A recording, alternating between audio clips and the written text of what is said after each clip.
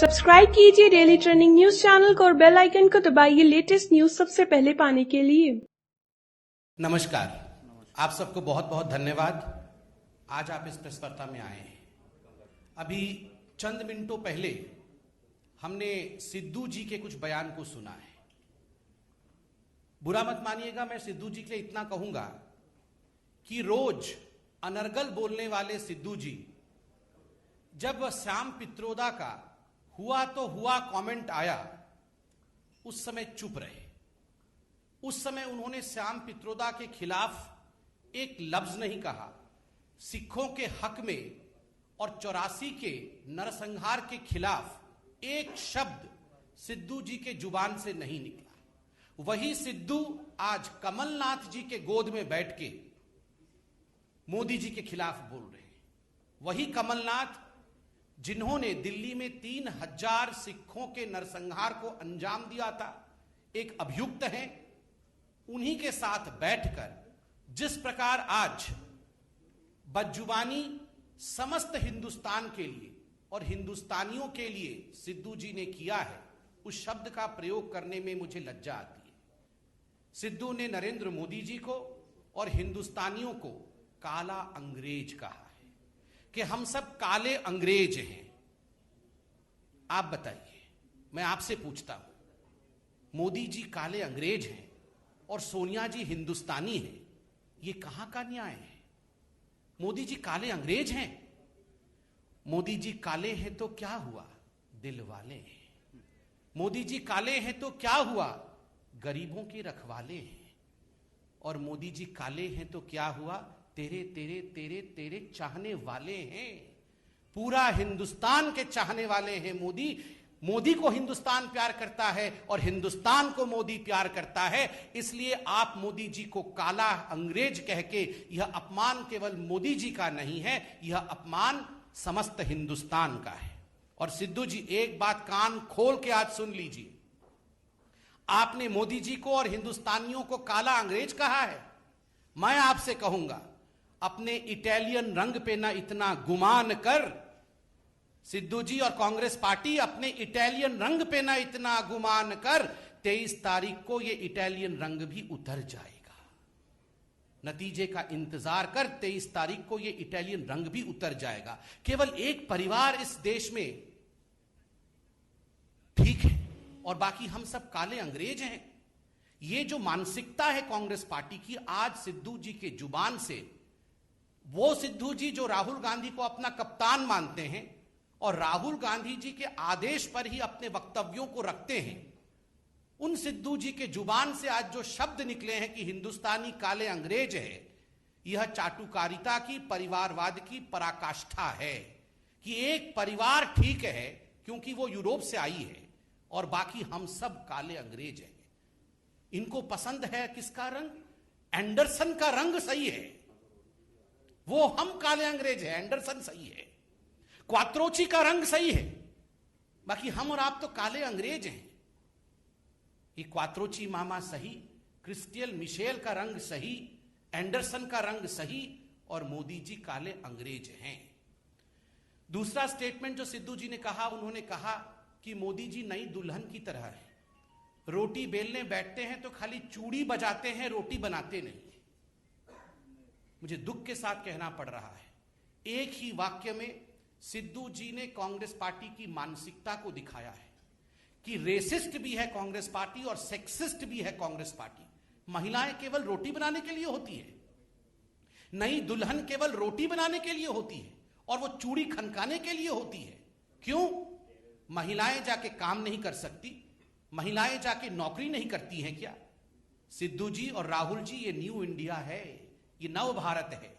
इसमें चूड़ी खनका के महिलाएं केवल रोटी नहीं बनाती हैं, महिलाएं हिंदुस्तान को गढ़ती है, हिंदुस्तान को आगे बढ़ाती है। इसलिए ये जो छोटी सोच है आपकी कि चूड़ी बना के महिलाएं रोटी सेकती हैं, इससे आपको निजात पाना होगा। और आप याद करिए, ये राहुल जी की भी सोच है।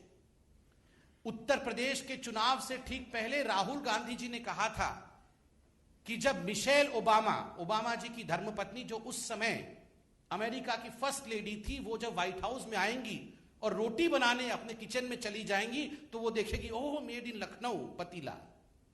आपको याद होगा मिशेल ओबामा को भी उन्होंने सिर्फ देखा कहां, किचन में रोटी बनाते हुए।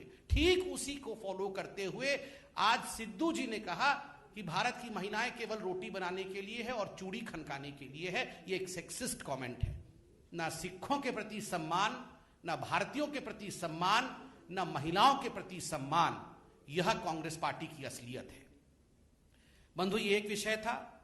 दूसरा एक छोटा सा विषय है। जब भारत का टाइम बदलता है तो कुछ लोगों को परेशानी होती है, वो कुछ आर्टिकल इत्यादि छापते हैं। याद करिए 2014 में भी कुछ ऐसे पत्र पत्रिकाएं विदेश की थी जो मोदी जी के खिलाफ खूब छाप रहे थे। और आज पुनः आज इसी प्रकार का एक आर्टिकल हमने टाइम मैगजीन में देखा है। बंधुओं, उसका लेखक कौन है? उसका लेखक है एक पाकिस्तानी नागरिक। एक पाकिस्तानी नागरिक मोदी जी को डिवाइडर कहता है और राहुल गांधी उसको ट्वीट करते हैं। और पाकिस्तान से हम क्या एक्सपेक्ट कर सकते हैं? जिस प्रकार दो सर्जिकल स्ट्राइक मोदी जी ने पाकिस्तान के ऊपर किया, जिस प्रकार बालाकोट में एयर स्ट्राइक करके पाकिस्तान को करारा जवाब दिया, पाकिस्तान का एकमात्र एजेंडा है कि किसी भी कीमत पर मोदी जी के छवि को अंतर्राष्ट्रीय स्तर पर मलीन किया जाए, क्योंकि भारत की सेना और मोदी जी की दृढ़ निश्चय को तो पाकिस्तान उसका बाल भी बांका नहीं कर सकता है। तो ये आर्टिकल वार्टिकल लिख के पाकिस्तानी लेखक जो हैं वो मोदी जी के नाम को मलिन करने का प्रयास कर रहे हैं, छद्म प्रयास कर रहे हैं, और उसमें राहुल जी उसको ट्वीट कर रहे हैं। डिवाइडर है या यूनिफायर है? जीएसटी क्या है? अगर 17 टैक्सेस को यूनिफाई कोई करता है, वह काम जीएसटी ने किया है और जीएसटी को मोदी जी लेके आए। अगर सारे युवाओं को नौकरी देने के लिए, स्वरोजगार के लिए मुद्रा योजना किसी ने बनाया तो उनका नाम मोदी है। और अगर महिलाओं को गैस सिलेंडर देने का काम किसी ने किया, जो पहले धुआं के कारण परेशान रहती थी, उनका नाम उज्ज्वला के माध्यम से मोदी जी ने आगे किया।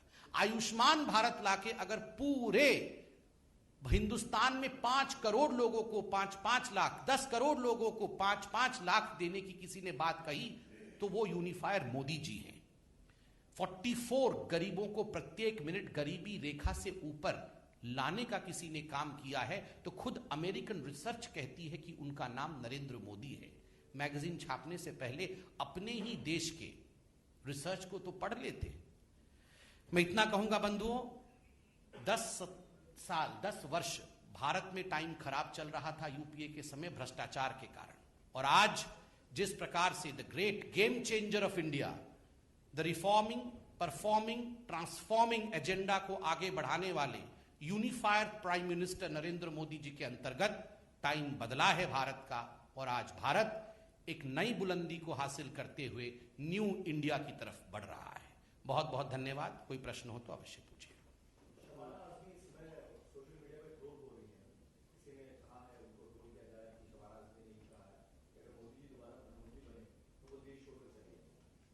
देखिए, मैंने पढ़ा नहीं है मैडम आजमी जी ने क्या कहा है, मैं अवश्य पढ़ूंगा।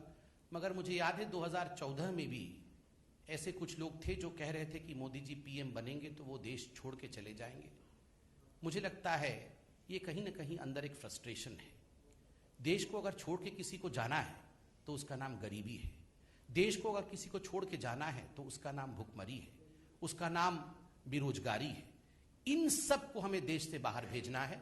हम व्यक्तिगत टिप्पणियों पे ना तो राजनीति करते हैं ना उसे आगे बढ़ाते हैं। प्रियंका जी ने कहा है कि देर से जो वो महासचिव बनी कांग्रेस की, वो गलती हो गई है।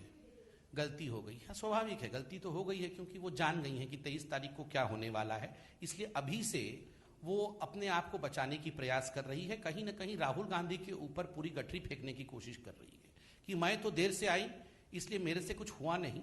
बहुत समय से मेरे भाई राहुल जी संभाल रहे थे। ये जो हार 23 तारीख को होने वाली है उसके जिम्मेदार राहुल जी है। कुल मिला के आप अगर बिटवीन द सेंटेंसेस और बिटवीन द लाइन पढ़ेंगी तो इसका अर्थ यही निकलेगा। धन्यवाद।